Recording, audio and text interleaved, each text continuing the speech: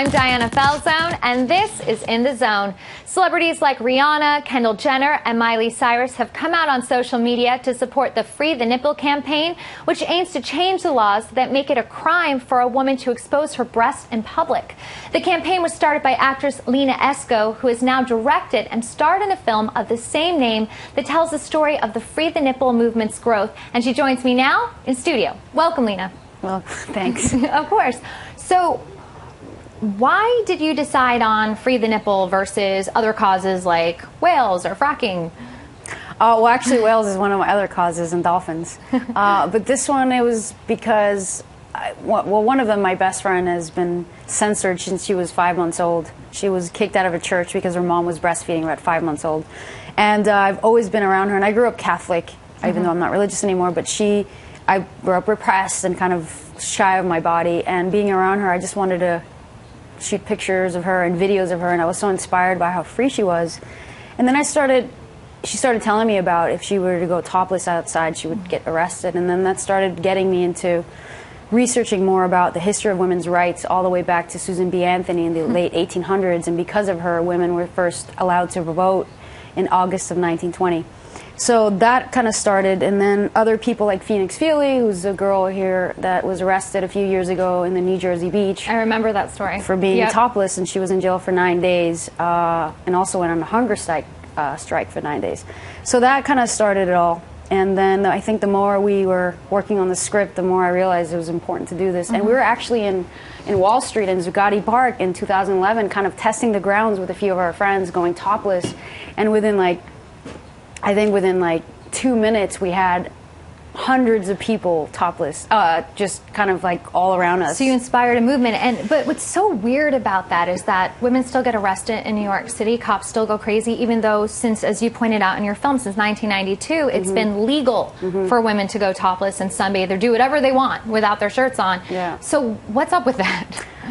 I think a lot of the cops were not educated on it. Even in actually this summer that passed, I was doing a story for the Daily Mail, and we went topless in Washington Square Park, and the cops came over and they told us to wear our tops because mothers were complaining. So even though it's legal since 1992, I think more cops need to be educated on this. And mothers would come up to me and be like, "You should be ashamed of yourself, you know, what you're doing. You shouldn't be fighting for women's rights topless." And I said, number one, I'm not fighting. I just want to have dialogue. And number two, you have a 2-year-old son here, and you were just breastfeeding him a year and a half ago, and at what point did this nipple become so obscene to you, you know? Right, it's almost a societal shame that's put upon us. So with your campaign, with the film, what do you hope to achieve?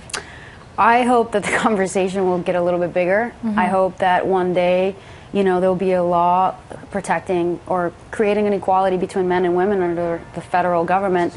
And I hope that this will open people's minds, and it's also showing how we're still so puritanical in our mentality and stuff like that. So being topless does not equal to nudity, and that's the whole big misconception. Right, and like you said, 37 states have it legal. It's just strange that there's still such a stigma around it. Yeah, I mean, there's so many laws against women's bodies, but barely any laws against men's bodies. And something I want to bring up, in the early 1900s, tens of thousands of men were getting arrested for going topless because they didn't want to wear the one-piece suit. And it wasn't until 1936 that 4 men from Coney Island fought the law, and obviously it was passed, and it helped because the judge was a man.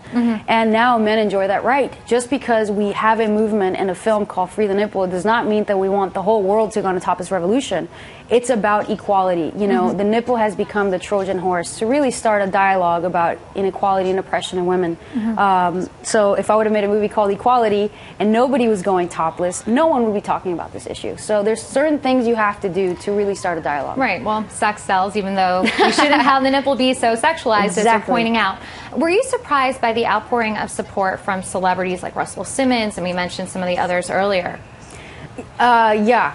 This a little bit. I mean, I think artists are a little bit more open-minded and progressive in that sense, so I wasn't that surprised. Yeah. But I think Russell Simmons, he's been a big supporter. I think the more people know about the real meaning behind Free the Nipple, the name, it's funny, it's engaging, it's supposed to create some sort of like, what is this, you know? And I think once you learn more a little bit about what we're doing, it's not it's not what you think it is. You know, we're not here promoting people going topless and, you know, opening your windows and there's like thousands of women. Right. This is not like your Whip It Out Wednesday or whatever they used to have on the radio show. This is a whole different, like you said, it's about promoting gender equality and getting rid of the double standard. Well, thank you for joining us. Thank you for having me. And congrats on the film. Thank you.